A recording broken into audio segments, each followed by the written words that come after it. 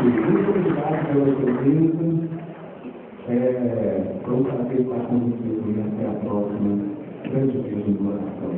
Deus abençoe.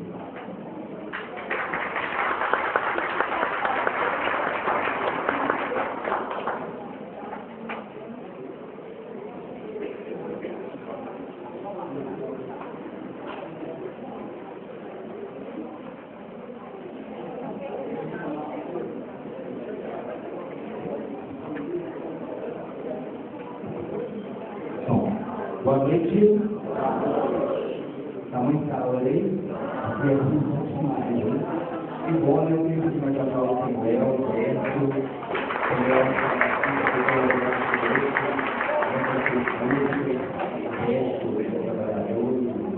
o Paulo toda hora, mesmo cantar, tocar, sempre trabalhando com Deus.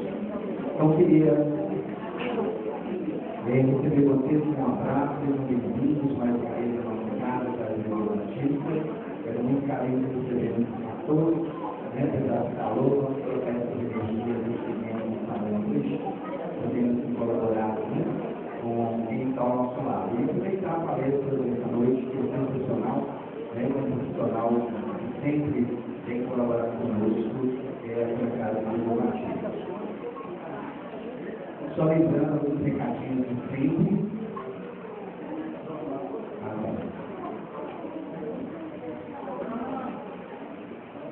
Só um recado aqui. CJ, o carro de lá CJ é em 6363, tá? Os vidros estão abertos do carro. Bom, gente, então, de novo, fechamos o portão, de novo, criamos uma palestra, início do nosso trabalho. Lembrando sempre que aqueles que estão vindo pela primeira vez no ano, sempre nós temos gente nova aqui que passa pelo pedido de orientação espiritual na conta e recebe o documento do domingo. Então, por isso que a gente está sempre pedindo os recados. Então, até 9h10 nós fechamos o portão, o abrimos às 8h15, a gente vai ter um tempo suficiente para entrar, passar pela livraria, agendar seu passo, recebeu a orientação, tirar alguma dúvida, só poder esse tempo, também preparar o seu salão, um pouco antes, para que vocês possam entrar em sintonia com o trabalho, porque afinal de contas, vocês, todos nós, queremos ser beneficiados por tudo que acontece aqui, tanto mais pela palestra, também pelo espaço do povo, que nós recebemos aqui no domingo da noite. Tá? Eu queria só reforçar alguns meses que nós mudamos a dinâmica do nosso tratamento, então as pessoas recebem a orientação na quinta e antes de iniciar os passos da igreja no domingo à noite, ela tem que fazer a opção de 4 passos, um antes individual, ou na quinta à noite, ou no domingo pela manhã. Tá? Essa indicação faz parte do seu tratamento. Então, se tem essa indicação, façam primeiro, tomem primeiro, recebem primeiro os passos humanos e tudo mais, no domingo pela manhã, a partir de 8h30, ou na quinta-feira mesmo, às 20 horas. Para então depois prosseguir nesse procedimento ao seu tratamento com as partes manuais. Então, nós temos 30 horas, tá? Vamos as orientações importantes para o tratamento.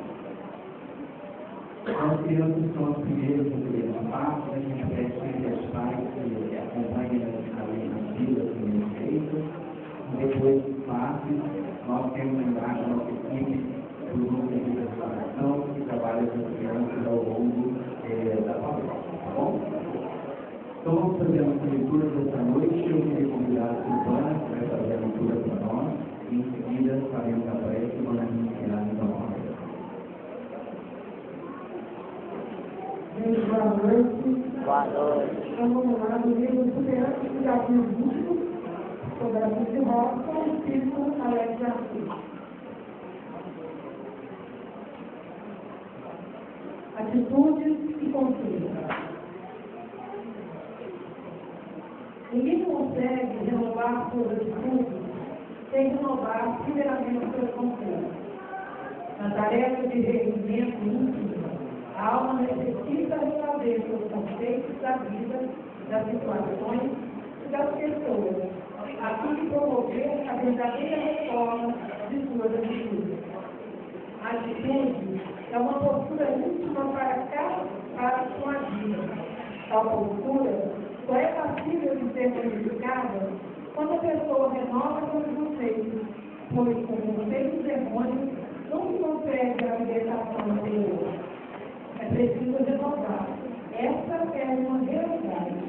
Mas também é preciso se esclarecer para iluminar as fontes do pensamento e do sentimento com as luzes do amor que tudo compreende, tudo envolve e renova.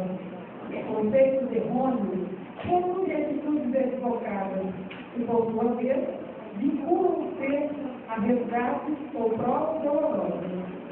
Quando alguém toma alguma atitude sem conhecimento de causa, sem esclarecimento, termina por arrepender-se. A pessoa verifica com o tempo que poderia ter agido melhor, poderia ter dado maior qualidade àquilo que fez. Aí descobre que tem que retomar o caminho, deve renovar. É preciso que as atitudes sejam coerentes com o conhecimento de si. O homem necessita conhecer-se, ampliar os horizontes da própria consciência para modificar-se com segurança. Quando se acorda para a necessidade da renovação, é que o tempo de amadurecimento último chegou. Ninguém se renova fora de hora. A semelhança do fruto, senão amadurece antes do tempo. Não adianta cortar a situação com ninguém, nem exigir do outro aquilo que para o primeiro não está preparado. Renovar a atitude está vinculado à renovação do conceito, que é a mudança radical só se opera na alma pelo amadurecimento. Em nome de Deus, nós vamos agora nos colocar nessa posição de agradecimento e de parceria com Deus. E como eu gosto muito de música, eu acho que a música faz a celebração de uma forma tão intensa. Vamos lá. Para que eu vou exatamente.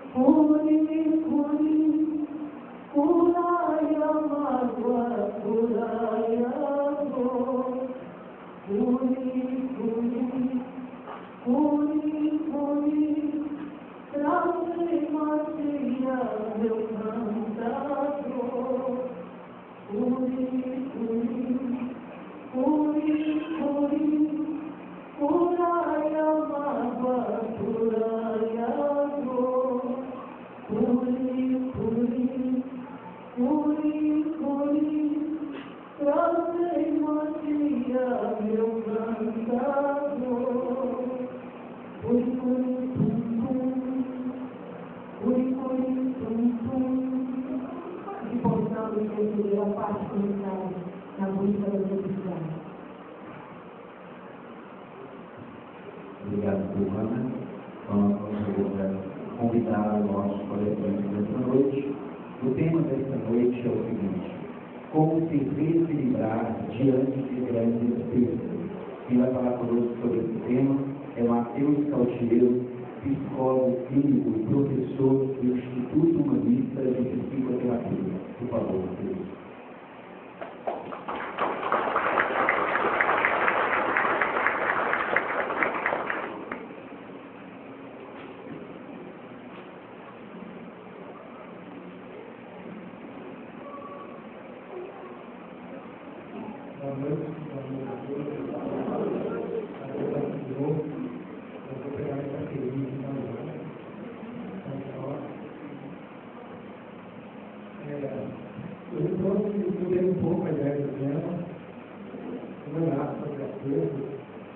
Quando a gente fala como lidar com a dor de peso, uma prolongação muito grande, a gente achar que pode saber lidar com todas as grandes perdas que a vida nos oferece.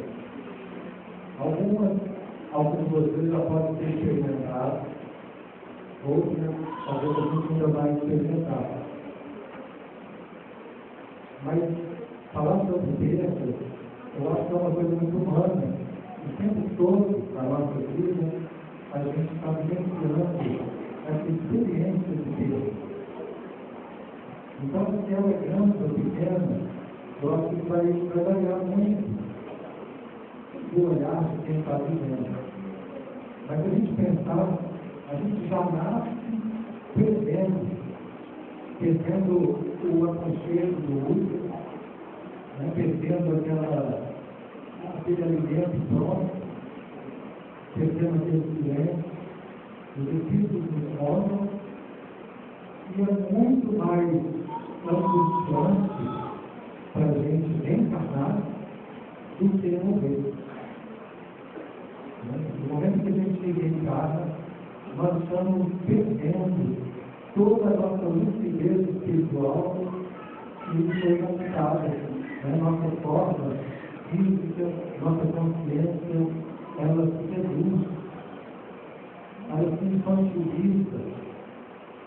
passa por um sono, por um esquecimento, e os que já estão estudando a doutrina há mais tempo, a gente vê como que, para esse caso, existe uma programação. E como é que a gente vai ter acesso a essa programação?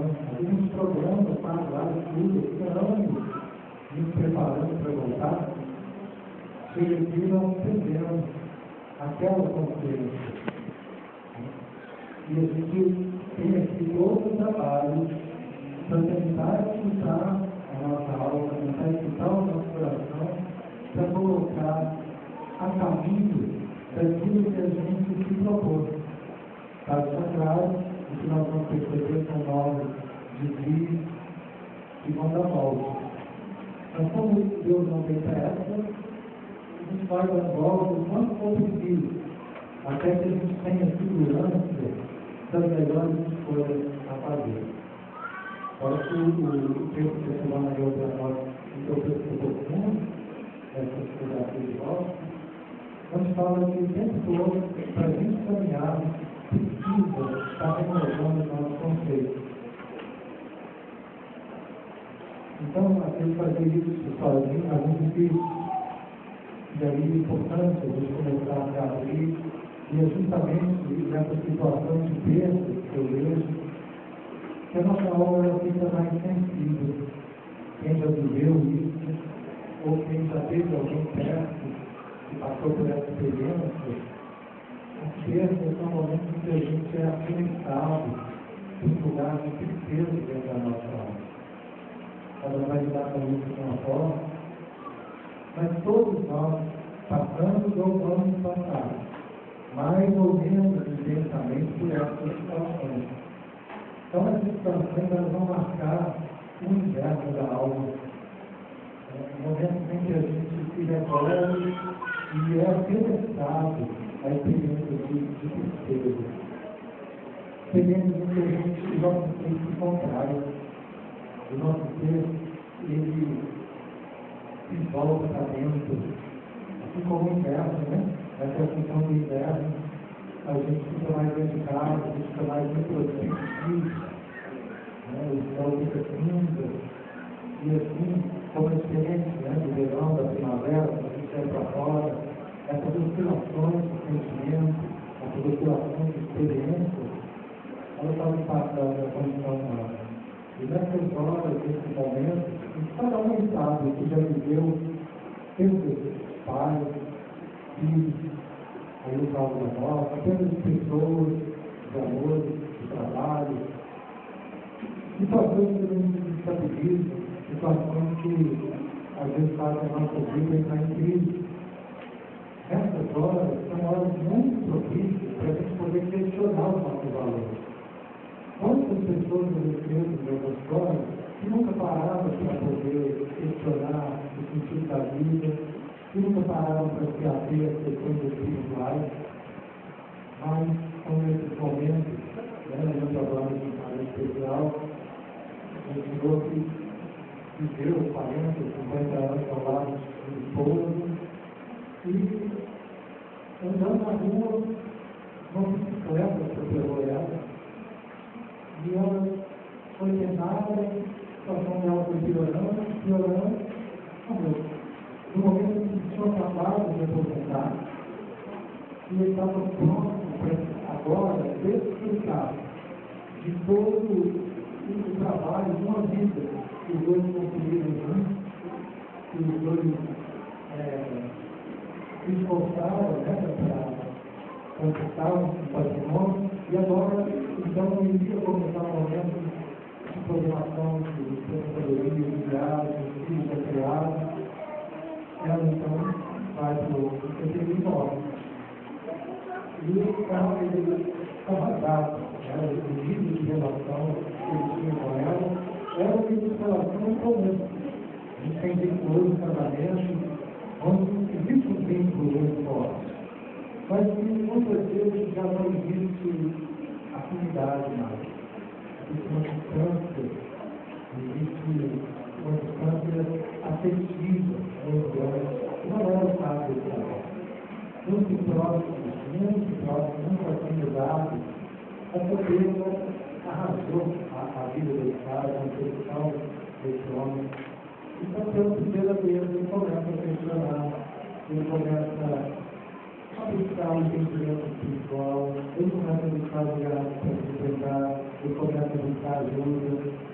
E assim como ele começa tratando de uma dificuldade ligada à bênção, a partir daí, então, muitas outras questões começaram a ser acessíveis. E sem essa situação, dificilmente ele. Essa acontecendo é de muita dispersão aqui hoje. Não sei se vocês percebem isso, o calor está branco.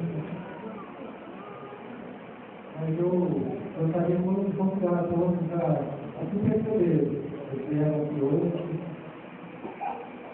além do calor, a gente vê a movimentação do tratamento que acaba chamando a atenção.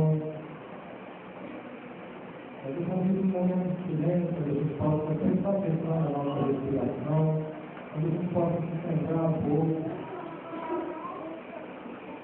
Para que esse momento não seja um momento vazio para nós, né? Nós estamos sobrevivendo aqui no campo. E se a gente deixar a nossa atenção lá fora. Hoje, o vilão da nossa atenção é o nosso celular, sequestra o tempo todo a nossa atenção. Aí nós estamos vivendo o continente hoje a doença da dispersão. Como é difícil hoje se concentrar, se manter presente, nosso corpo está no lugar, a nossa mente, ela vai embora se a gente deixar. Então, eu convido a todos a pegarem as rédeas das próprias mentes, que possam estar aí se dispersando do propósito que vocês tiveram a vir aqui essa noite. Essa noite é uma noite de tratamento, onde a gente faz o possível aqui, alguns vieram buscando de tratamento espiritual, com alguns tipos de ajuda muito importantes para esse processo. Às vezes procura uma conversa, terapia, mas tem situações que a nossa palavra, a nossa consciência parece que não alcança. E aí eu acho que esse recurso energético, esse recurso do espaço, ele é tão de encontro a lugares dentro de nós que às vezes a gente não imagina. E promove um movimento, pode promover um movimento que ajuda a gente a encontrar uma leitura maior para poder compreender onde eu estou me perdendo, onde eu estou me afundando. Você não precisa ter em vista essa ideia que é possível que a gente aceite a dor como parte da vida. A gente falou do nascimento, pode falar do campo, da perda da nossa inocência, como que isso tudo é uma perda. E são decepções que a gente vai vendo, quando a gente cresce e vê que a vida não era aquele sonho, que as pessoas não são do jeito que a gente pensava, e nossos pais também não são totalmente do jeito que a gente queria. Sonhos que às vezes a gente tem, e de repente a gente se encaixa, vai ver que a realidade não se encaixa com ele. São pessoas que falavam que eu tinha certeza, que ele saía da faculdade e ia estar tudo pronto.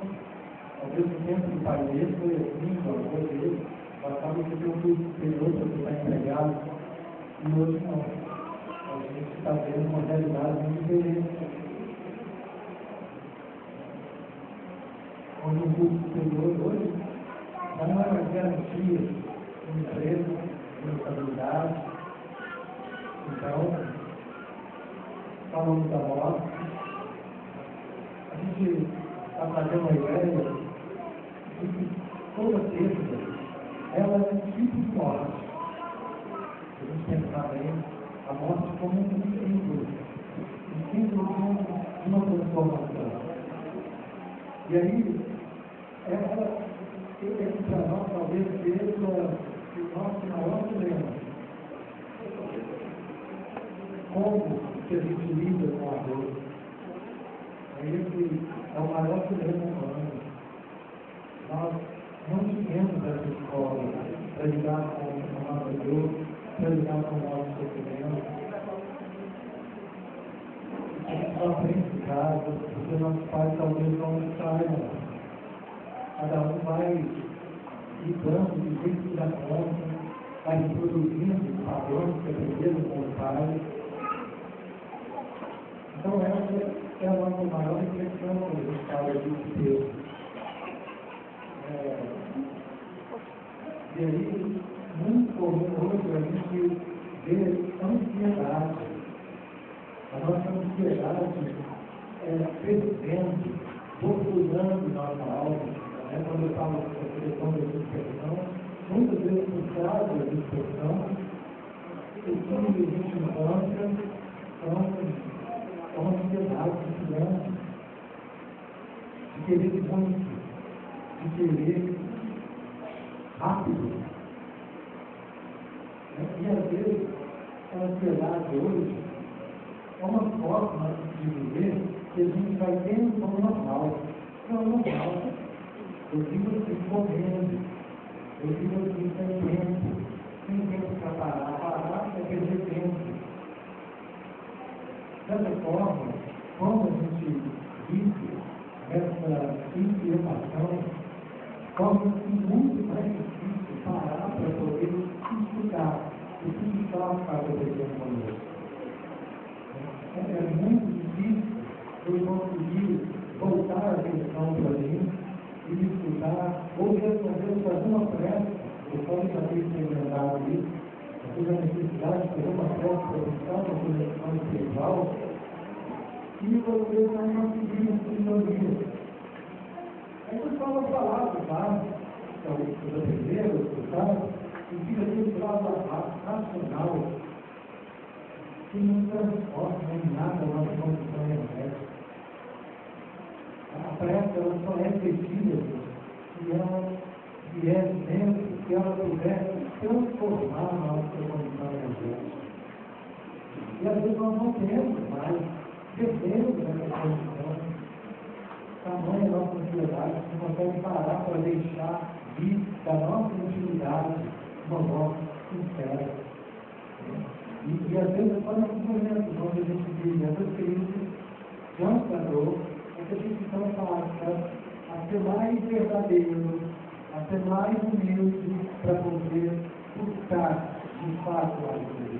Então, o exemplo de André Luiz, que explicou para nós, que era um mulher que tinha orgulho, que tinha soberania, que achava que não precisava de nada relativo a essa dimensão superior.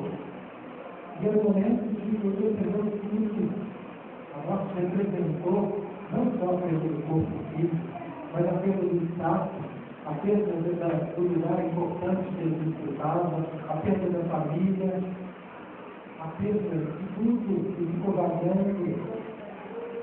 Até o momento que ele não aguentava mais, de muito sofrer, de desespero.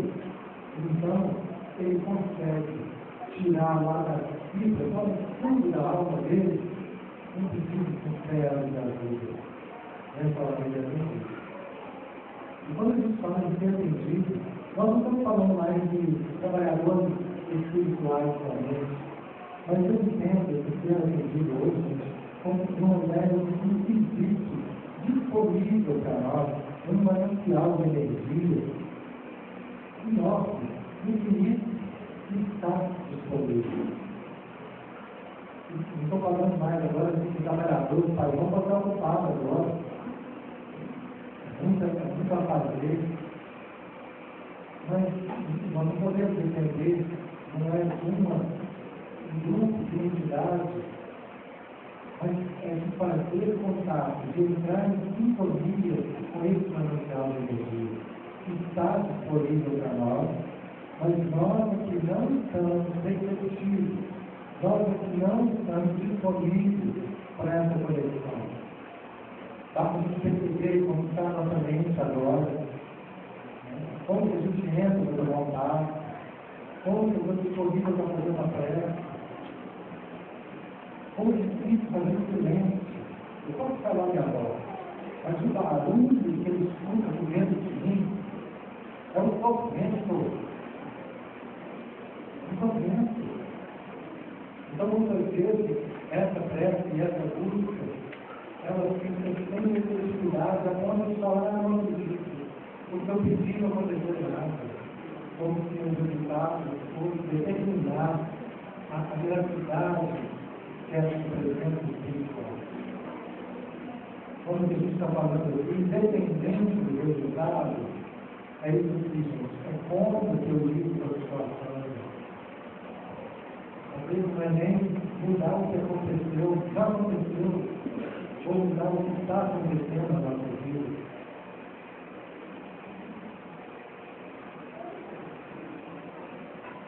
Mas o que me influenciou não são as coisas que aconteceu. Isso, para mim, eu acho que é o mais importante do que eu encarguei hoje com vocês.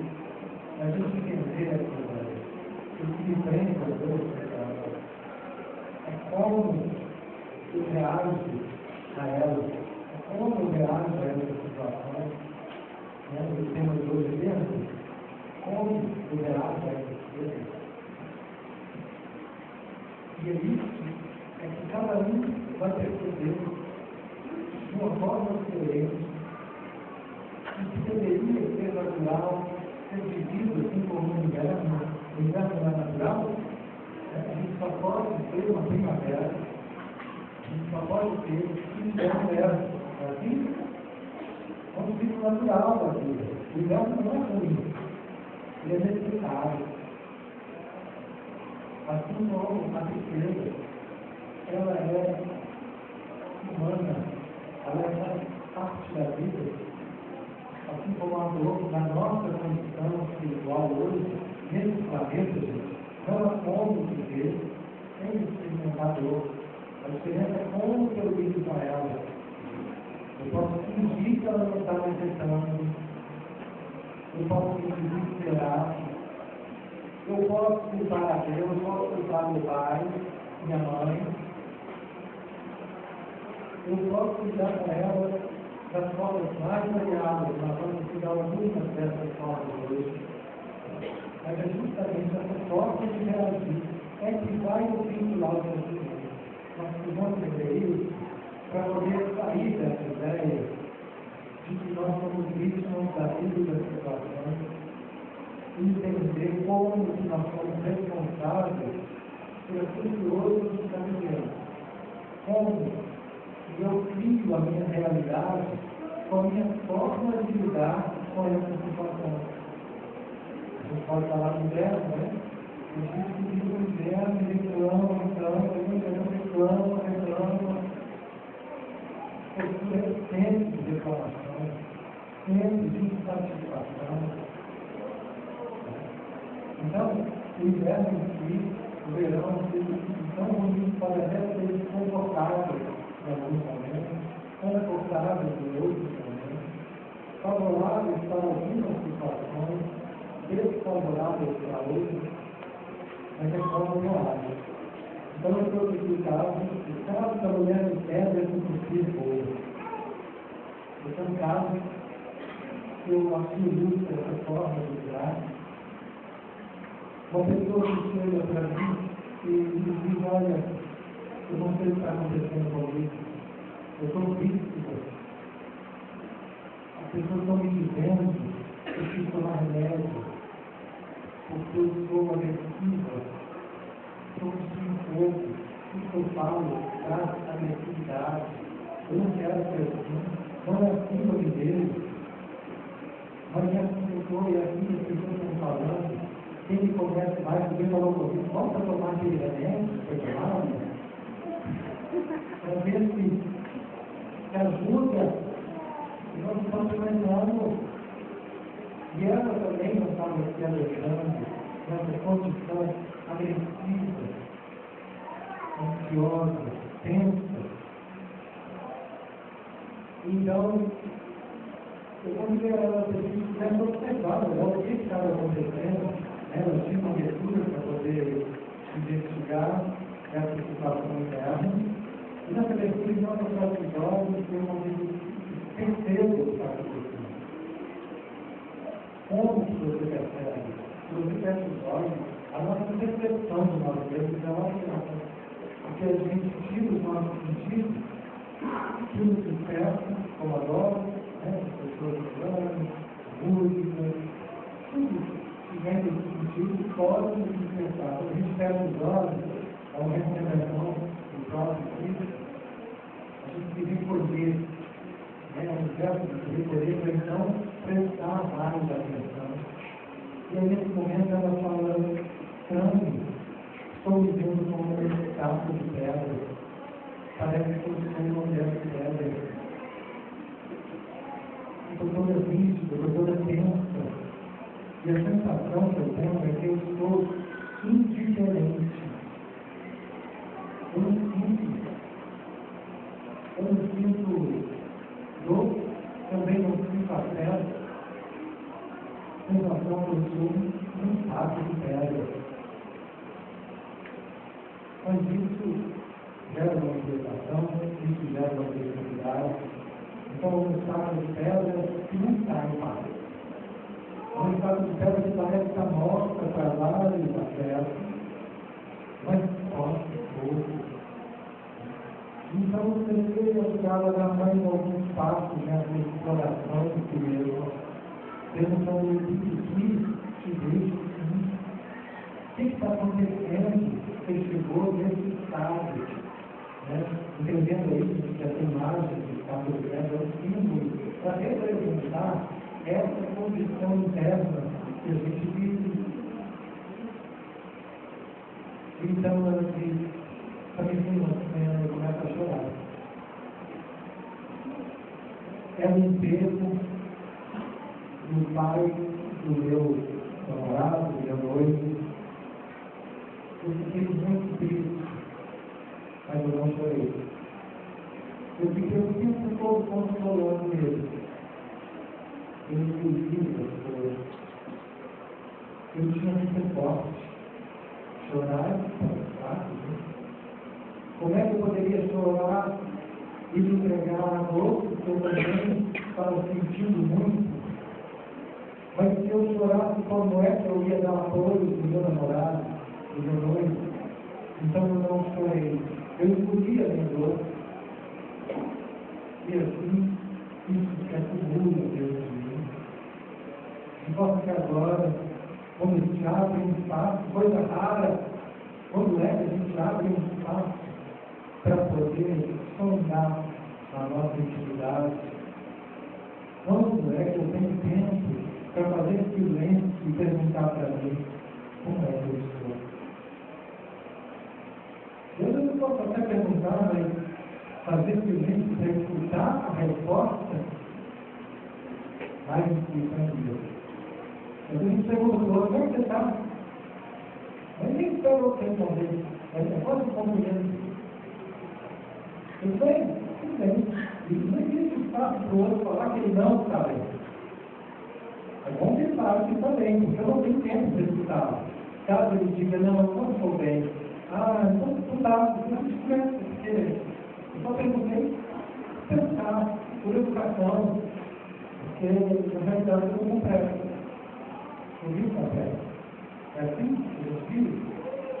Todos nós temos para parar de escutar o outro. Escutar, é ter que dizer o outro de fazer, só escutar, só compreender o que ele está vivendo naquele momento, sem julgar, sem querer consertar, sem querer dar opinião. Se a gente fala para isso conosco, ainda é pior. Vocês conseguem se lembrar do momento que vocês se perguntam como é que eles estão e parou para ouvir. Ultimamente, como é que eu paro para pensar? Então, muitas vezes você já teve um momento, uma conversa fraterna, uma terapia, às vezes um ritual que a gente se obriga a fazer. Às vezes eu vejo gente que chega, senta lá no seu pai e fala, agora eu parei. Agora deixa eu ver o que está acontecendo comigo. Só que eu vou fazer esse movimento de prestar atenção. Eu nossa atenção ela vive voltada para fora, para o externo, para o a fazer, para os deveres a cumprir, para os ideais a conquistar, quando não, pela ânsia exagerada dos prazeres que vem a despreciar justamente as dores da nossa alma. Então, temos olhar a situação que ela pôde escutar essa dor, não chorar, deixar isso sair. A sensação que ela foi tendo é que aquela estátua, ela foi se desfazendo, ela foi se humanizando de novo, e ela voltou a ser gente. Nós perdemos a nossa condição humana várias vezes na nossa vida. Às vezes, várias vezes na nossa vida, a gente percebeu, adotamos posturas, e é o que nós vamos falar, defensivas na nossa vida, posturas que vão desumanizar as nossas relações, seja com as pessoas à nossa volta, ou seja conosco. Insensíveis, e vamos ficando para dar conta da dureza da vida, e principalmente da dureza dessas experiências que às vezes a gente não teve como digerir. Às vezes não tem situações que a gente tem como digerir. Por exemplo, eu perdi um irmão quando eu tinha 12 anos de idade. Meu irmão tinha 8 anos de idade. Meu companheiro de quarto teve câncer no cerebelo. Tentamos de tudo, como era jeito, cirurgia espiritual, cirurgia física, chegamos, fez a cirurgia, chegou boa parte de novo, levamos um tempo, o médico falava, não tem mais nada. Eu lembro que uma vez, uma tia que tinha um orientista, essa coisa com trabalho de espirituação, o meu irmão falou, só 4 domingos que ela estava com uma vez, e ela veio, limpou as mãos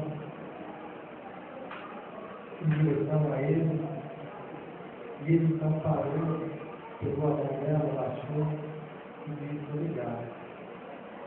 Ela ficou falsa, não entendeu, mas ela, dentro do coração dela, a mensagem que ela recebeu foi, olha, me deixe cumprir meu destino. Como é difícil lidar com isso?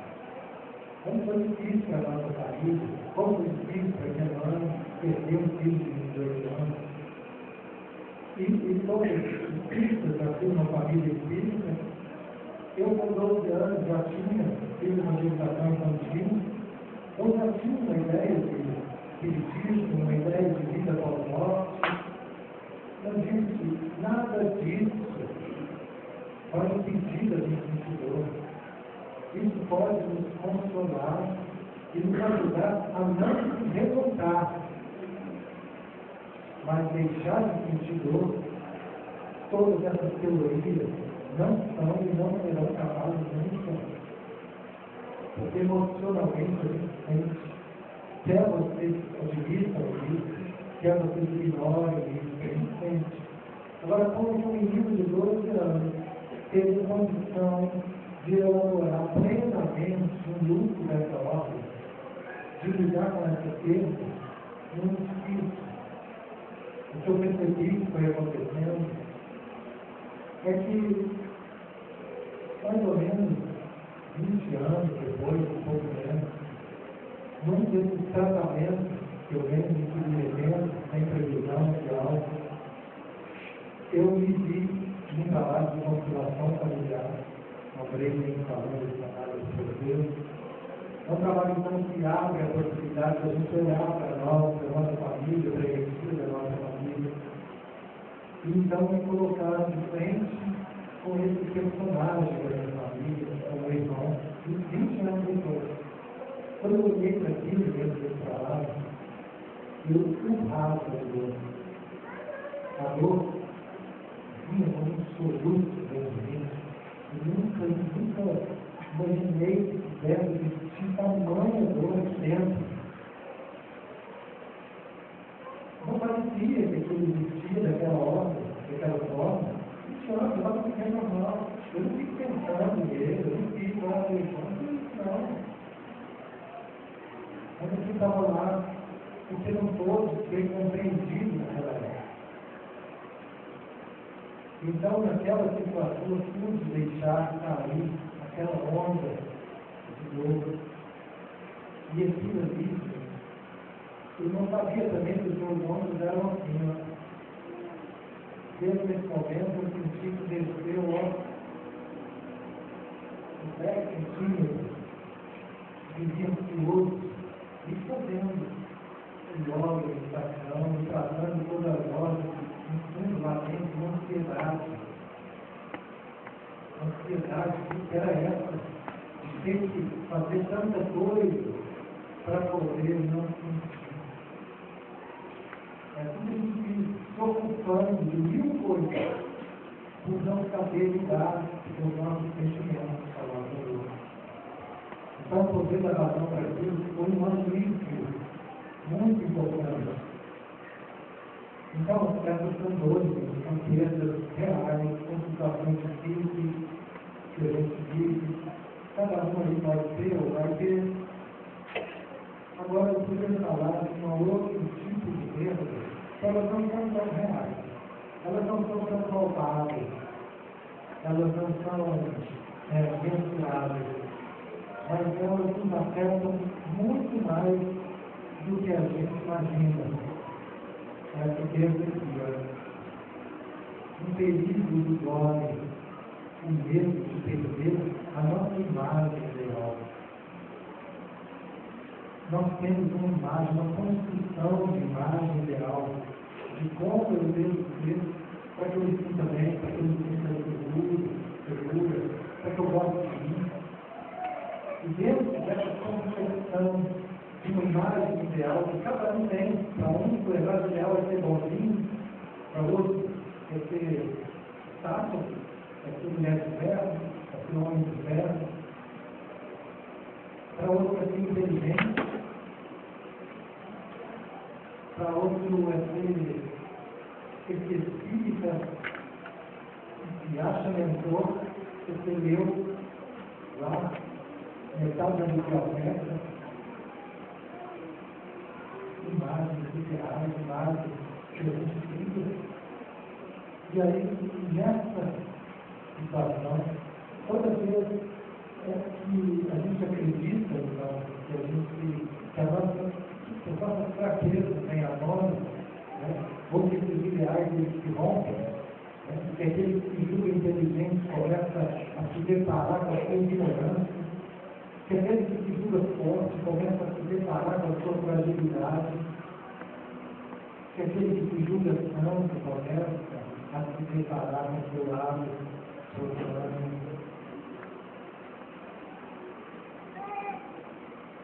Aquele que se julga bonzinho, caridoso, começa a se deparar com o seu egoísmo. Nessas horas, que vem à tona essas fraquezas, que contradizem essas imagens que a gente cria, vem o desespero. O desespero é o medo que eu tenho de não ser aceito, de não ser reconhecido. Todos nós temos essa necessidade de ser aceito. Quer a gente admita isso ou não?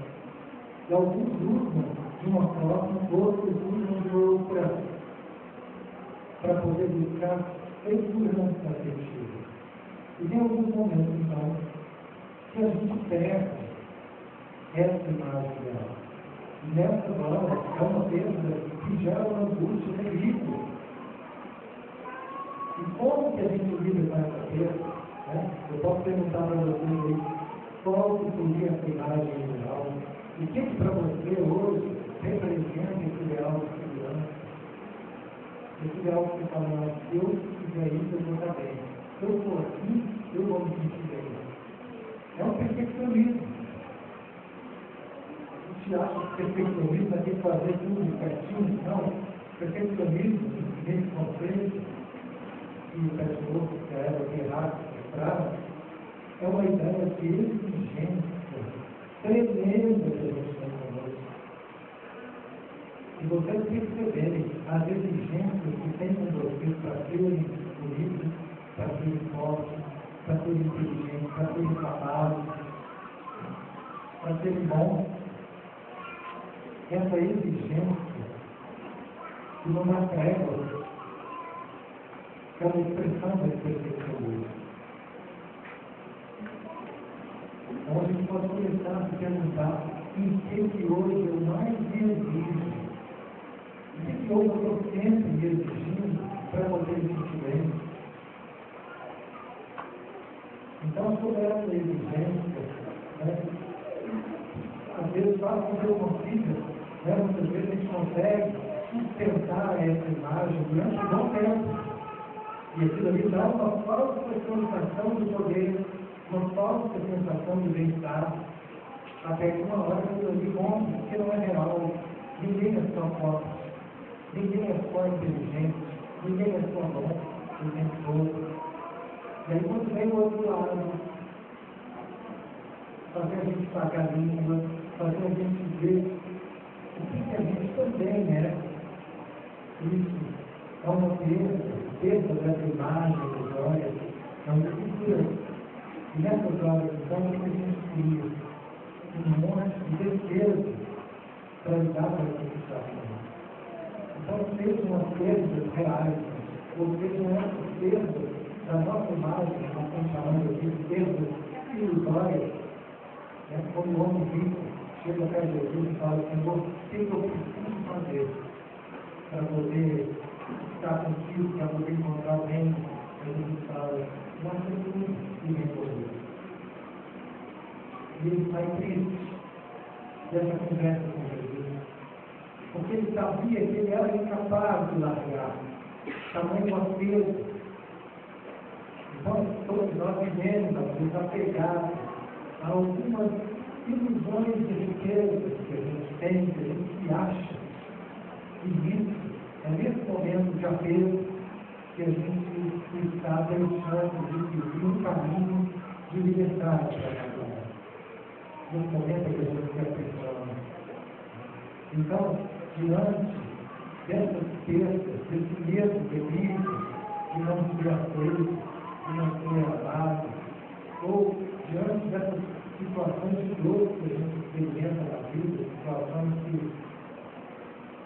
às vezes deixam um impacto muito profundo e que, pelo fato de não ter dado conta de digerir aquilo, igual a gente vê muito comum pessoas que viveram períodos de guerra e vivem traumas. E esses traumas, não é que acabou a guerra, que acabou dentro dele o terror. Ele vai para casa e dorme, come, revolve embaixo do travesseiro. E qualquer barulho ele está tenso, ele tem insônia. Né?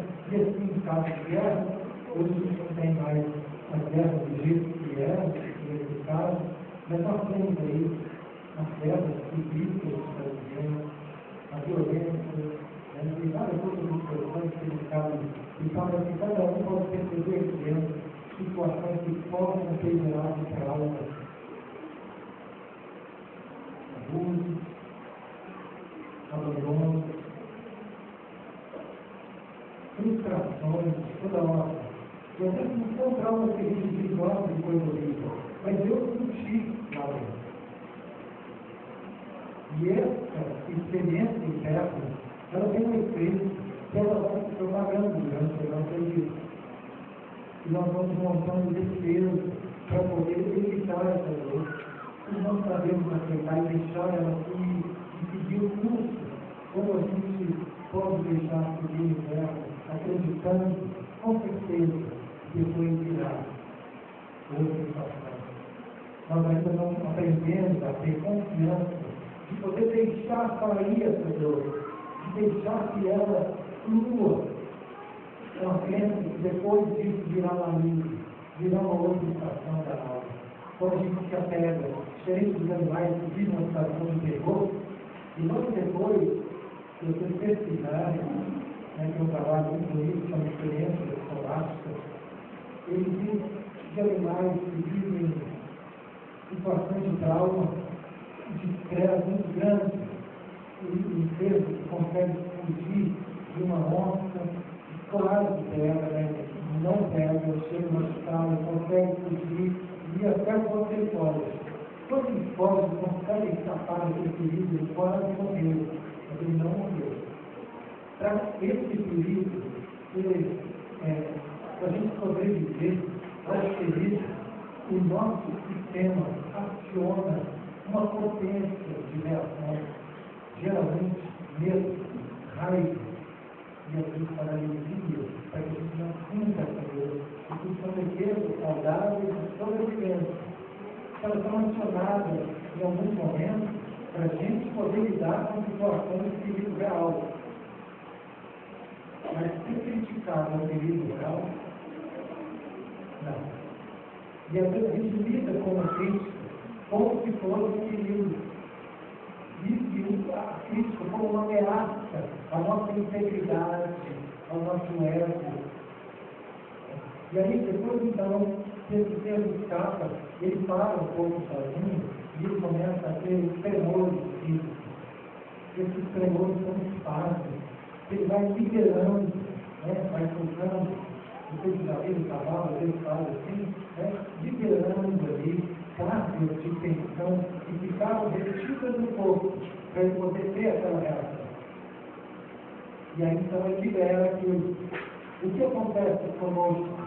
Nós vivemos momentos de tensão na nossa infância, momentos em que a gente viveu frustração, experiência. E eu estou falando dessa vida, que eu poderia abrir agora um leque, já que nós estamos numa casa física, um público na academia de psicologia não teria essa liberdade, né?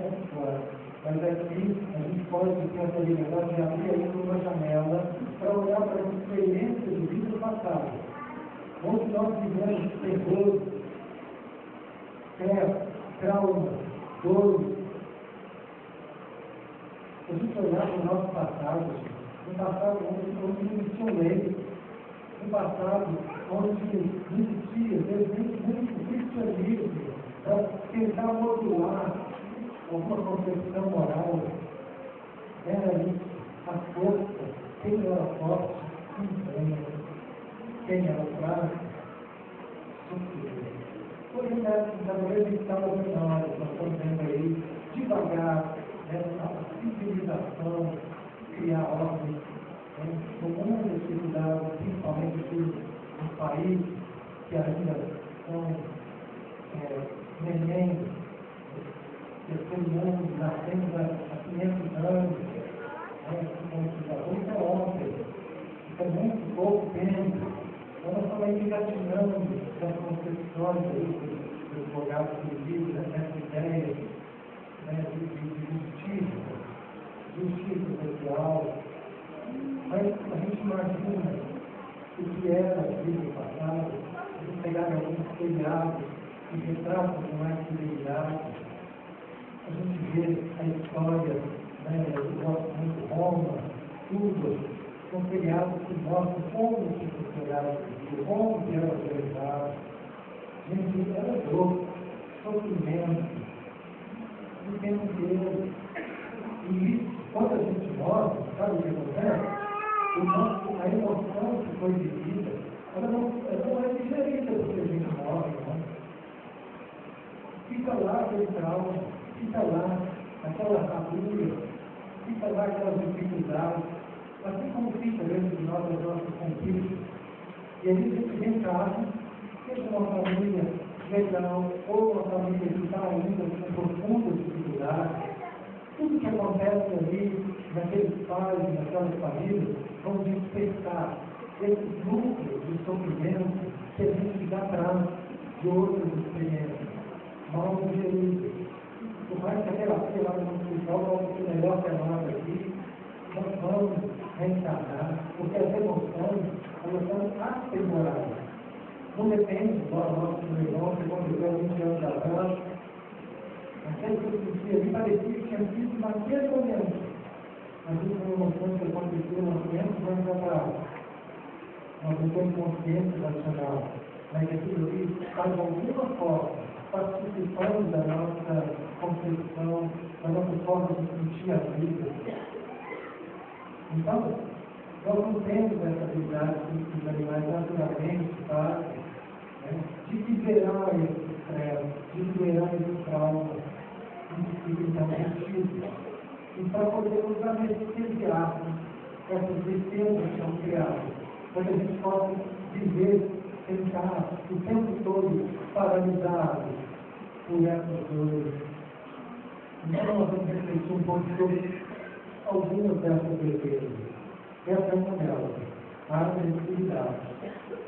A agressividade é uma forma de defesa que a gente adota para poder anestesiar essas dores, para poder me tornar insensível. Quando a solução é a agressividade, vocês afastam as pessoas de você e as ferem abertamente com sua falsa superioridade. Essa agressividade, ela fica parte da nossa forma de se relacionar. E quem vive ou convive com pessoas assim, começa a ver, parece que eles não estão entendendo. Parece que eles não estão sofrendo. Mas está tudo ali, por trás dessa armadura, por trás dessa máscara, por trás dessa defesa.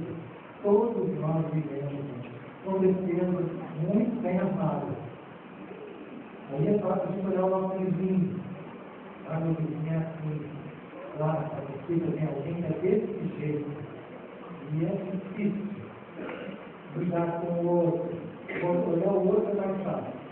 Mas se a gente puder agora ter uma leitura para perceber qual a defesa que está montada entre mim, qual a defesa que eu estou lançando mão na minha forma de se relacionar. Esse é o desafio. Todos nós vivemos de alguma forma com essa defesa. Gera questões, como a gente percebe elas presentes. Nós estamos o tempo todo trazendo para a nossa vida dois sentimentos principais: raiva e medo. Sempre que existe raiva ou medo, é sinal que essas defesas estão armadas. E que eu estou ali buscando uma forma falsa, ilusória, distante da minha realidade. A agressividade, então, é uma delas. E aí a gente espera abertamente com uma ilusão de falsa superioridade. Essas pessoas que adotam esse tipo de defesa, ou nos momentos que a gente adota, porque eu posso até falar, mas eu não sou assim, porque eu sou mais assado. Mas em alguns momentos a gente pode perceber que essa atitude vem, que vem essa defesa, e que nem sempre ela é uma defesa saudável para proteger, para sobreviver, porque esse é um princípio do coração. Não é uma agressividade que vai ferir. O trabalho do comandante é uma agressividade saudável, quando o órgão está equilibrado na linha de Xangô, na linha da justiça, na linha do Ogum, na linha da lei. Ele vem com firmeza, com força, mas não é para ferir, é para pôr limite. É para dizer, é assim você não faz. Então, pensa que esse teto de barro que está ficando ali, se afasta agora. Firmeza, força, isso é necessário. Mas não é para ferir, não é para ficar, não é para destruir, não é para se fazer superior ao outro. Isso vem desse orgulho, dessa prepotência que faz com que eu ache que eu tenho o direito de ferir para poder fazer valer a minha condição, para poder me sentir seguro e visão. E é isso que a gente vai entender como que funciona toda a dinâmica desse espírito que a gente vai julgar os outros pessoas, refletir que a gente faz falar de perdão. Vamos lá. Vamos lá. Vamos lá. A gente tem treva dentro de nós. Vamos começar a aceitar essa ideia, porque isso é realidade. Toda vez que a gente se magoa com alguém, toda vez que a gente pensa alimentando algum tipo de ressentimento, sabe o que é o ressentimento? É um verbo de ódio. Olha só essa frase, o ressentimento é um verbo de ódio. Nesse momento, a gente está se equivalendo a tudo isso que a gente tem dentro. Quando nós hoje começamos a aceitar nossa condição real, então nós vamos continuar achando que o mal está fora, e que tem que fazer, tem que tirar lá fora, tem que arrumar os outros, continuar a melhorar, eu vou ficar bem. Eu vou lá na casa, discutir um pouco, eu sou eu.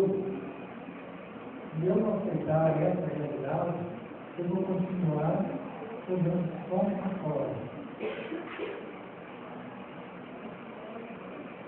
Essa é um outro tipo de defesa.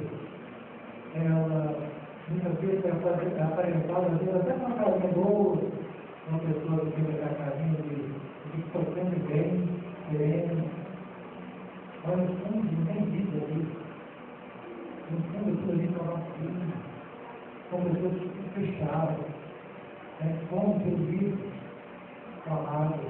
Tem gente que agride, tem gente que fecha, tranca, fica indiferente, vira mulher de pedra, vira homem de pedra. Muito pelo por alguns instantes ou com algumas pessoas. E nesse momento, a gente fala, não fiz nada com ele, eu só parei de ficar. Não, está tudo bem, eu só não quero mais falar com ele. Eu só pode essa rua que passar por isso. Mas está tudo bem. O que quer dizer? Não. E a gente não imagina que essa indiferença, às vezes, pode ser mais agressiva do que o agressivo que vai lá e fala na cara do seu paciente. Você nega o afeto, nega o amor. E assim acontece. É um outro tipo de defesa para a gente lidar com a dor. A gente congela diante dessas dores reais, situações difíceis, ou diante dessas dores que não são reais. Elas são melhores, elas são uma sensação. A sensação de não ter valor para o outro, a sensação de que isso vai destruir, hoje não vai. Segurança emocional, eu consegui aprender a ficar bem comigo, independente da forma como o outro me vê. Então, liberal. Eu não consigo, estou aprendendo, e acho que esse planeta aqui ainda não conheci quem desse conta. Há quem ache que dá conta porque deve com a armadura dela. E fala, não estou bem aí. Eu vou assim com ele. Mas isso não é estar bem consigo. E quem está bem consigo mesmo não machuca. Faz sentido isso? Dá para imaginar alguém que está bem consigo mesmo, desestimando, pode? Ferindo, não dá, né? É só um defeito, é só uma outra defesa. Submissão. São formas da gente, então, aceitar tudo. Enquanto um briga com tudo, o outro finge que não está acontecendo nada, não está entendendo. Esse aqui, ele aceita tudo. Aceita tudo. Eu sou honesto com quem vive, e eu estou enlouquecendo a minha identidade. Porque é melhor aceitar para não correr o risco de perder o valor do outro. o outro não ficar chateado comigo, aí eu não sei. Bonzinho, bolinha, ou submeter, vocês não amam. Isso não é amor. Isso não é amor. Isso não é fidelidade. Isso não é amizade. Isso é apenas uma estratégia, uma expectativa daquela. Do mesmo jeito que aquela fidelidade não é força. Aquilo ali é mesmo disfarçado. Isso aqui também não é amor. Isso aqui disfarçado está uma exigência enorme de ser amado. As caixas regras não estão de acordo. Né? Quantas vezes a gente faz coisas que a gente não queria, e se submete sem querer. Não querer. Não está tudo bem. É que o outro não vive essa perda.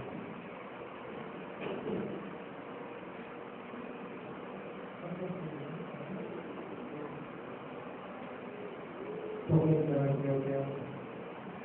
Então,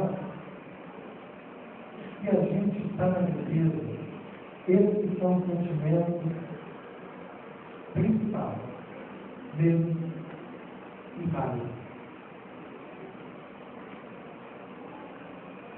Toda vez que a gente está inseguro, mais uma vez, dentro dessas situações emocionais, afetivas, ou toda vez que estou vivendo essa irritabilidade, a irritabilidade é uma gradação da raiva.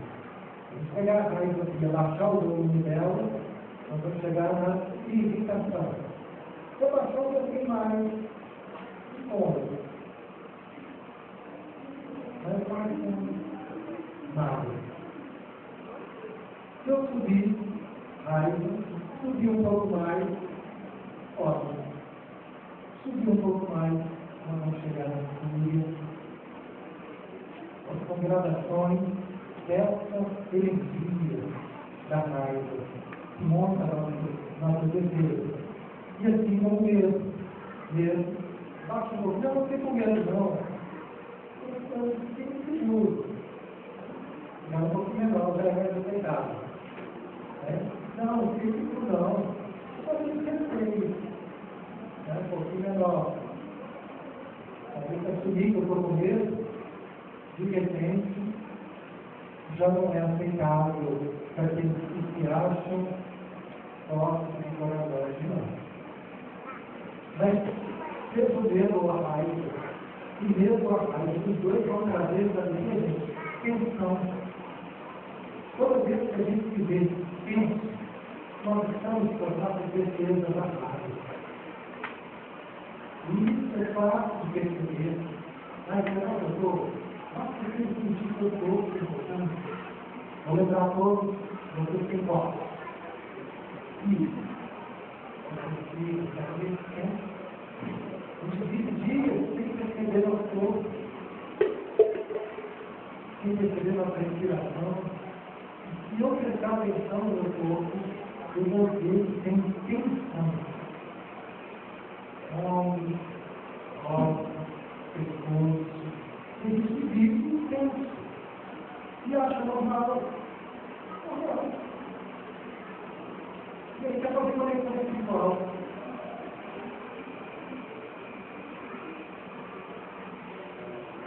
Então, eu vou ter que abrir, respirar, para poder então chegar no sintonia. Eu posso até falar palavras bonitas. Eu posso até fazer coisas boas, ter boas ações, fazer caridade. Eu participo de gente fazendo caridade com essa carga de tensão. Veja essa tensão da raiva e da agressividade. Não estou fazendo bem, mas soltando o corpo pela frente, magoando, ferindo, afastando, definindo. Ou seja, Deus não estou fazendo com tanto medo, com tanta insegurança, com tanta tensão. E por causa do processo, esse circuito de tensão que a gente vive, fecha a possibilidade da gente poder está mais próximo da espiritualidade verdadeira. Nesse momento, antes do versículo que Jesus Cristo verdadeiro fala, não há como servir a dois senhores. Não há como, você se agradar um Senhor, você vai decepcionar o outro. Se você agradar esse outro Senhor, você vai decepcionar o cara. Não dá para servir a Deus. Mas a gente reparar, nós estamos alternando o tempo todo. Tem hora que a gente serve um Senhor, que a gente serve esse propósito cristão, e tem horas que nós estamos servindo ao outro Senhor. Vamos aceitar isso? Eu preciso ficar há 10 anos, para falar que eu servir ao outro Senhor, estou fazendo bem aqui sem parar, me matando os outros. Como assim, meu? Estou fazendo tudo certo. De que forma você está fazendo isso? De uma forma. Nessa forma de fazer que vai definir a nossa condição energética e a nossa sintonia espiritual. Nessa dinâmica de questão, não há espaço para o Cristo, para a energia do Cristo. Não há espaço para o sentimento de amor. Energia do Cristo é sentimento de amor. Não perde espaço. Cristo está perdendo espaço nessa casa. Você está perdendo espaço nessa casa dentro de você. Questione. Questione esses padrões defensivos que estão destruindo a legítima vida espiritual. Sentimento de afeição, de compreensão, de compaixão. Isso é a essência do sentimento. Não é compaixão que é da submissão, não. Isso é forte. A submissão que ele fez antes de Deus, sem perder a dignidade dele, um minuto. Não é a submissão que tira o nosso valor, que nos coloca nessa falta de integridade. Nós vamos compreender melhor o significado de Cordeiro de Deus que foi esse. Onde tudo começa, onde a dinâmica começa, são nas vezes que a gente fica magoado. Essa mágoa, o trás da mágoa, é que a gente vai colocar a raiva, o medo, em todos esses padrões defensivos, para poder evitar que tenhamos novas perdas. Mas todas as vezes então, que a gente fica magoado, essa mágoa, como que ela é interpretada? Se a gente reparar, se a gente fizer câmera lenta, vamos fazer câmera lenta, o momento em que você sentiu mágoa, recorte esse momento e agora põe câmera lenta. O que acontece? O que acontece quando alguém te critica? O que acontece quando alguém não responde o seu WhatsApp?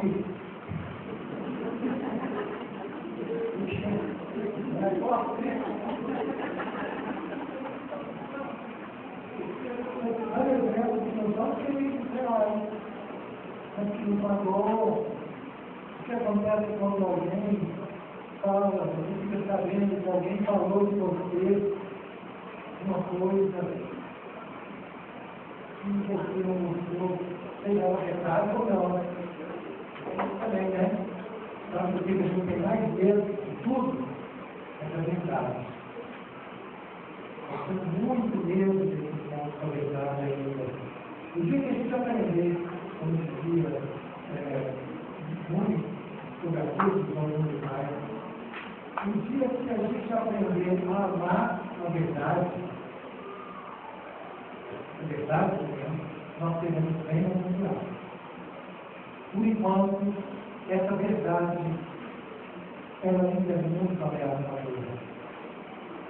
E aí, nesse momento, então, que a gente se sente ameaçado por alguma situação, por alguma relação, pedir aquilo, ou medo do outro não gostar de mim. Eu lembro uma vez que eu estava dando aula, e eu dando aula para alunos de psicologia, e de repente começou a participar dessa minha aula, uma professora minha. E eu falei, puxa, vou dar aula para minha professora? Eu vou tomar alguma coisa que essa pessoa não conhece, mas é a minha professora. E isso me deixou inseguro. E por um momento, quando eu fechei os olhos, eu vi a imagem dela, então ela olhar para mim falando assim, canetagem, né? Ela tá apta. Cara, ela não falou nada, isso não era real, mas estava no medo. E ela não vê o meu valor. Isso perdão ela. Isso é o tempo todo. O Espírito Paulo, lá no nome eles escutam a humanidade, o tempo todo energeticamente, emocionalmente, clamando para ser amado, para ser valorizado. Então, humano, é você ter um momento feliz, e se ela feliz com isso de uma forma ou de outra. Mas nos momentos que não acontece, ou eu tenho medo de isso não acontecer, como foi o seu caso, isso vira um perigo para a minha segurança. Minha segurança de professor ali está abalada pelo meu encarnação, e agora? Não percebam como a segurança de vocês é abalada no momento em que vem essa nada, quando alguém te questiona, quando alguém te critica, quando alguém não te dá o que você gostaria. Ou quando a vida, ela não te proporciona aquilo que você esperava, aquilo da nossa amada, que é de Deus. A Bíblia fala do seu acredito em Deus, mas no fundo, Deus não está no meu coração. É só uma fachada intelectual, é uma crença. Para ela virar sentimento, talvez ela precise. Não precisa. Sair do mental e do racional para ir para o espiritual. E essa outra é uma forma da vida. Aqui, gente, racionalmente, está muito fácil. Um ou outro, ele dá toda essa força. Tem gente que anda com isso na cabeça. Intelectualmente, a gente pode saber todas as filosofias. A gente pode ser doutor em cristianismo, em compreensão. Emocionalmente é outro departamento. É aí que a gente está preso nesse planeta, é aqui que a gente está preso nessa roda carta. É emocionalmente. Racionalmente nós entendemos, nós sabemos o caminho do reino. Basta fazer isso, aquilo, outro. E na hora de dizer, onde é que gasta? No nosso emocional, quando a gente vai perceber as crianças dentro de nós fazendo graça, terminando, dando piti, empurrando, quando a vida não é o que eu queria que ela fosse. E eu vou sentar junto com aquela pessoa, eu vou me revelar. E aí eu peço, vós tendes ouvido o que se diz. Outro idêntico frente. Eu, porém, digo e não resistai ao mal. Então, o princípio da nossa direito oferece também ao mal. Como é difícil compreender isso? Essa ideia de oferecer aos ataques e de não resistir ao mal. Olha como é difícil essa ideia. Não resistir ao mal, é a gente não montar defesa diante dessas situações que geram nada. Porque se você monta a defesa, nesse momento, eu entro em sintonia com o mal. Nesse momento, eu estou servindo ao outro Senhor. Aqui é necessário. Oferecer a outra parte é não ser isso que esse perigo, é encontrar uma outra forma de lidar com a situação, que não seja vontade de Deus para nós viver até a experiência que a Bíblia está trazendo. Ele viveu tudo, ele viveu tudo, ele não foi para aquela morte horrível. Ele viveu toda a dor para provar que é possível passar por uma experiência mais absurda de dor, de abandono, dor do Calvário, é a última. Mas a dor do abandono, a dor da solidão, antes do momento final, ele pedia, fique comigo, reze comigo, esse momento mais importante, reze comigo, mais próximo. E aí, qual foi a reação do mais próximo? Vigilaram, ele acordou, por favor, fique comigo, está osso, fiz a ajuda de vocês agora. Dormiram de novo. Muito solidão. Muito solidão. E ainda assim, ele não amoleceu. Ele não resistiu a essa dor e a esse mal de uma forma destrutiva.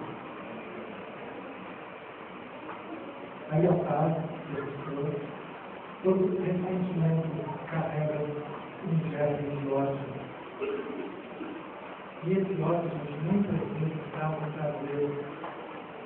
trazer de uma sensação falsa de poder possível, porque o poder é saudável. Ele compreende, ele acolhe, é uma segurança que ela não precisa de um pouco de violência. Mas o poder distorcido, ele tem por base toda essa defesa, toda essa resistência à realidade, à vida como ela é. É isso mais insuportável para nós, lidarmos com as frustrações, sem entrar nessa revolta interna, sem entrar nessa rebeldia. Somos todos rebeldes. Somos todos rebeldes. Porque todos nós temos dificuldade de lidar com a realidade, temos dificuldade de lidar com essas leis que Deus nos trouxe. Então, esse marco poder traz esse controle, o domínio, e eles vão te acabar com a dor. Porque no momento em que eu estou nessa sintonia, nesse momento eu não sinto dor. Nesse momento eu não sinto dor. Eu acho que está tudo bem. Mas vai ter uma hora que isso vai doer. De um jeito que do outro vai doer. Porque isso não é real. Tudo que não é real, tudo que não é eterno, isso vai mudar. Assim, tudo muda, tudo transforma. Chega uma hora que vai doer. É uma dor, é uma crise, é uma situação que não vai funcionar. E aí, nos momentos que a gente vê essa crise, a gente fala, estou mal. Não, agora que você está bom, agora que você ficou melhor, agora que você se tornou um pouquinho mais humano, um pouquinho mais humana. Você tem medo de pecado. Você achava que estava bem, naquele pedestal que você vivia, naquela sensação de superioridade que você tinha, aquilo ali não é estar bem. Aquilo ali é uma defesa montada que te faz fugir da realidade. Então, o que acontece? Quando o estudo da realidade é reduzir. Essa é a dinâmica dos anjos caídos. Dentro de nós, isso acontece o tempo todo, não está fora de nós. Quando eu não aceito a realidade, quando eu não consigo aceitar que a realidade não é do jeito que eu devia, nesse momento eu me rebelo. E por uma daquelas formas, ou eu tranco, ou eu fico agressivo, ou eu começo a achar que eu posso mudar isso me metendo a tudo, me fazendo, ter uma coisa que eu não sou, um igualzinho, agradável, para poder tentar assim, burlar aquilo que não está bom. Com toda tentativa de controlar a vida.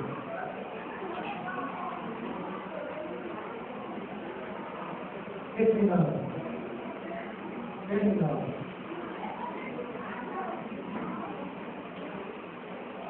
Lidar bem com a perda depende do reconhecimento e da aceitação da minha fragilidade, dos meus limites, da minha impotência. Depende do reconhecimento e da aceitação. É diferente. Eu posso perguntar para vocês assim, quem aqui reconhece que é imperfeito? Todo mundo vai levantar a mão, né? Se tiver sanidade,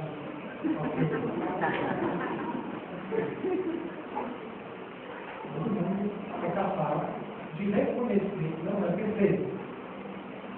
E quem que diz? Muitas pessoas, mas a maioria reconhece que eu não sou perfeito. Agora, aceitar as minhas imperfeições é outro passo. É outro passo. Reconhecer o que eu aceitá-lo sem comparecimento ao outro. Reconhecer a minha impotência, nós não podemos tudo, nós não vamos mudar as pessoas. Se a gente queria que elas mudassem, só porque eu quero que elas mudem, isso é reconhecer a minha impotência. Eu não vou julgar a mim mesmo na massa.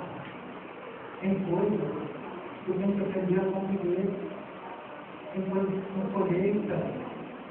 Elas não começaram agora. Elas estão mais um passo de um processo que começou lá. E que agora cabe a mim aceitar, faz parte dessa função. Então, a prepotência pode te dar a ilusão de força por um dia, mas a humildade, ela traz uma força que é eterna. Por que a força da humildade é eterna? Porque ela não mostra defesa. Quando eu vivo a humildade verdadeira, também não é aquela submissão que era de distorcida. Nossa, não é tão humilde, né? Deus, como cuidar da cabeça dele? Humildade. Não mudamos não. Nós temos que rever esse conceito. Não é? Humildade não é perder a nossa noção do valor, não. Não é perder a nossa dignidade. É quando a gente vive a humildade verdadeira, essas críticas não mais nos incomodam tanto. Porque eu aceito a minha imperfeição. Ninguém é totalmente humilde, mas quando a gente experimenta momentos de humildade, são momentos em que a gente consegue reconhecer, eu não fui legal, eu não andei bem, me perdoe, me desculpe, eu estou aprendendo, eu não queria que estivesse sido assim. Mas eu estou aprendendo. Então a gente encerra com essa prece que ele fez para me ajudar a lidar com as minhas dores, com as minhas dificuldades. Senhor, me ajuda a ver essa situação de um jeito diferente. Às vezes a gente reza, querendo que o Senhor busque tudo para nós. E precisa mesmo mudar. É o nosso olhar. É a nossa forma de olhar para essa situação. Que é isso que está fazendo a gente e fixar ao sofrimento. Que não seria mais necessário. É um sofrimento que ele é faz parte da vida. Tem um outro que a gente cria quando morre essa certeza, quando a gente resiste a essas frustrações que a vida nos impõe com a certeza. Então, no momento em que a gente se abre para compreender de uma outra forma a realidade, as relações, quando eu me abro para aprender outra forma de reagir à vida, eu não estou sabendo reagir. Que humildade para assumir, eu não estou sabendo lidar com essa situação, eu não estou sabendo lidar com essa pessoa. Eu consigo assumir isso, então eu posso fazer essa prece. Já que eu não sei, me ajuda, Senhor, eu não sei, mas eu quero aprender. Fica divino o desejo de querer aprender a ver diferente. E aí eu quero ajuda, e é tudo que eles querem, que a gente se abra para esse tipo de ajuda, que geralmente está fechado. A ajuda que a gente quer é de muito outro, é que traga aquilo que ele mesmo. Essa ajuda, ele se alegra no meio quando a gente consegue se abrir para receber. Nasce então uma nova possibilidade. E aquelas coisas, como eu sei que está dando certo, aquelas coisas que antes me incomodavam, a ponto de me levar ao desespero, a irritação, a raiva, essa situação. Então, às vezes, é a mesma mãe, é o mesmo parceiro, é o mesmo parceiro, é o mesmo filho, mas agora eu olho para isso de outra forma. Agora eu consigo ver a mesma coisa de um jeito diferente. Quando a gente possa se abrir para ver cada vez de um jeito melhor a nossa realidade. Dessa abertura, muito obrigado, boa noite.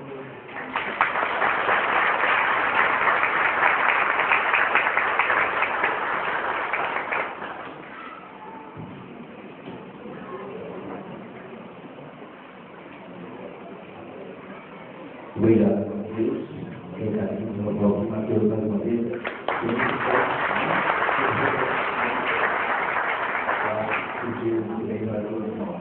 Valeu mesmo, muito obrigado.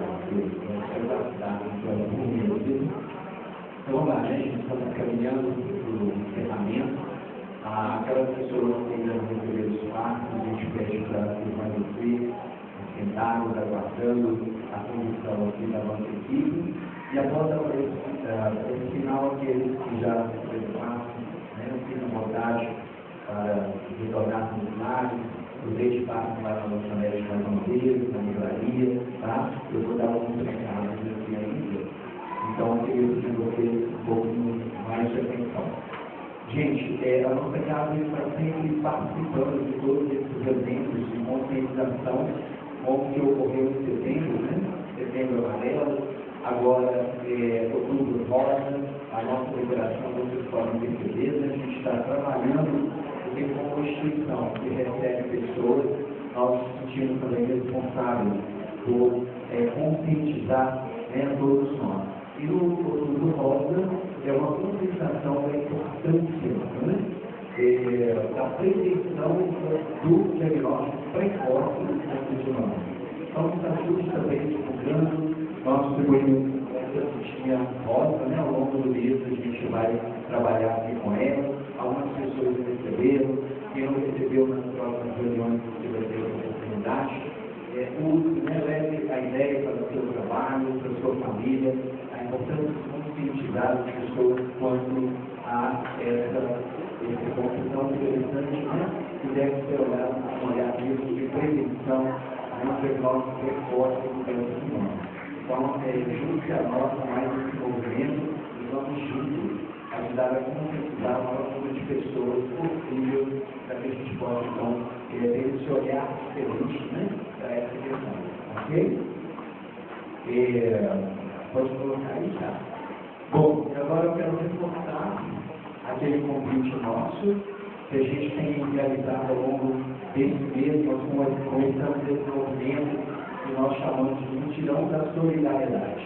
Já tem quase um mês que estamos começando aqui na casa, junto com toda a nossa equipe, alunos, frequentadores, porque nós precisamos terminar a volta da clínica holística Joseph Kleber. Vocês podem ver esse vídeo que foi filmado agora essa semana, para que vocês percebam o movimento que já está ocorrendo lá na nossa clínica, e a gente vai terminar agora, se Deus quiser, até o final desse mês, essa parte, para que a gente possa atender melhor, né, o piso já está sendo trabalhado, o muro, atender melhor as pessoas que procuram a clínica holística. E também atender as exigências da Anvisa para a produção do remédio água-viva, que acontece todos os anos nesse espaço, e em 2016 nós vamos ampliar, né, o trabalho, então nós vamos também utilizar esse espaço externo para a produção desse remédio água-viva. E a gente só realiza esse sonho, tantos outros que nós já realizamos aqui, graças à vida de vocês, entenda a importância, né, de fazer parte desse trabalho e dar manutenção a esse trabalho, que precisa e vai continuar, né, oferecendo cada vez mais essas terapias para auxiliar o outro, o próximo. Então nós contamos com você. Como você pode nos ajudar? Você pode pegar ali no nosso stand junto com o Francisco. A gente está fazendo, né, vamos fazer no dia 19 de dezembro, um sorteio pela Loteria Federal, o primeiro prêmio da Loteria Federal. Nós vamos sortear uma moto 2015 abaixo, né, data. Então, movimente conosco, vai lá, compre o seu bilhete, leve o seu carnê, venda, né, convide as pessoas para as quais vocês vão vender, falem sobre esse trabalho, para que elas venham aqui conhecer o trabalho que é o Espírito realiza, e nós estamos direcionando todos os recursos para essa obra que já está acontecendo. Né? Como a gente costuma dizer aqui, a equipe espiritual não materializa dinheiro, né? Então nós precisamos nos movimentar. E sabemos a importância de nos movimentar. Afinal de contas, assim você vai entendendo a importância e sentindo parte desse trabalho. Então, por favor, quem se disponibilizar, procure a nossa equipe ali fora, né, compre o seu bilhete e faça parte dessa grande campanha de tirando solidariedade.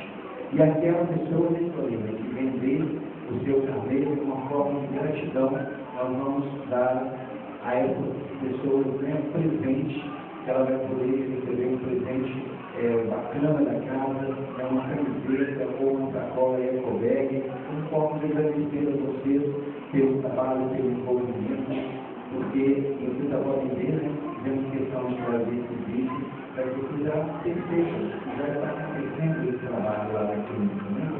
Porque a gente trata disso e agora a gente tem que construir e depois todos nós, né, juntos da maneira que podemos, vamos ajudar a pagar por essa obra. Então, eu quero pedir isso, e qualquer dúvida, pode procurar para vocês lá fora, para dar maior esclarecimento para vocês. Aqueles que não conhecem o espaço, também está convidado a conhecer. Na próxima, em novembro, quando nós vamos realizar a próxima reunião do trabalho espiritual, que acontece lá, médico espiritual, na verdade, no primeiro sábado do mês, você está convidado a participar dessa reunião, se tratar, se você achar que precisa, e também conhecer esse trabalho, entender melhor como funciona esse trabalho e poder, né, estudar um pouquinho também da lei, e sentir como que vale a pena, né? Todas as construções aqui da nossa casa sempre foram assim, né? Com trabalho coletivo, com organização de todos e com a participação de todos. Por isso que nós conseguimos, vamos conseguir fazer que o trabalho cresça e dar manutenção àqueles que já existem. Ok? Então vamos encerrar. É só uma pergunta, quem está vindo na nossa casa pela primeira vez hoje, por favor, levante a mão.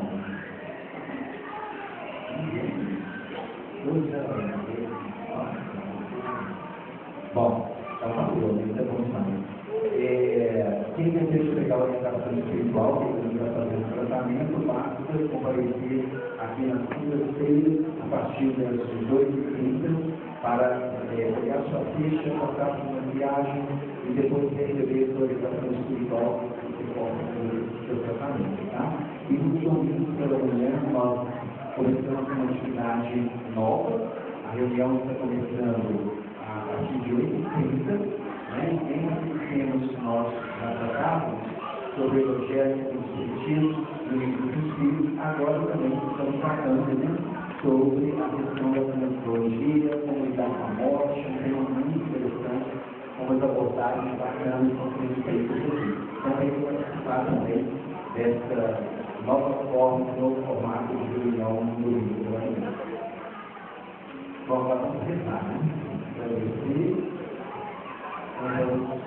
sincronizar toda essa energia que nos envolve na Casa da Vida Batista, em Jesus, e agradecer muito, a começar pela oportunidade da vida, de estarmos aqui nesse planeta, dando continuidade ao nosso processo de educação do nosso filho.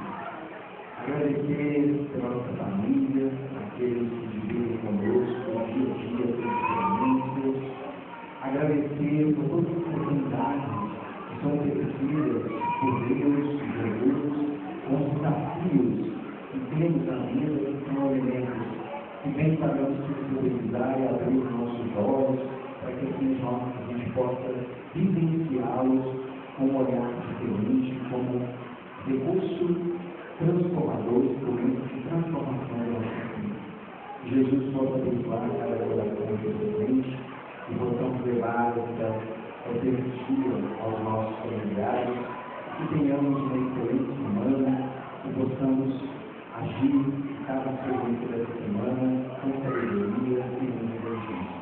Então, obrigado, Senhor, por esse tempo presente em nossas vidas. Mais uma vez, agradeço que o nosso sentimento possa falar realmente dessa gratidão que temos pela oportunidade de fazer. Uma boa noite a todos, a Deus, bom Deus, vamos deixar a cabeça no lugar, nós depois vamos organizar o salão, vamos caminhando tranquilamente, e os que permanecem aqui, um pouquinho de paciência, vamos para o próximo. Muito obrigado.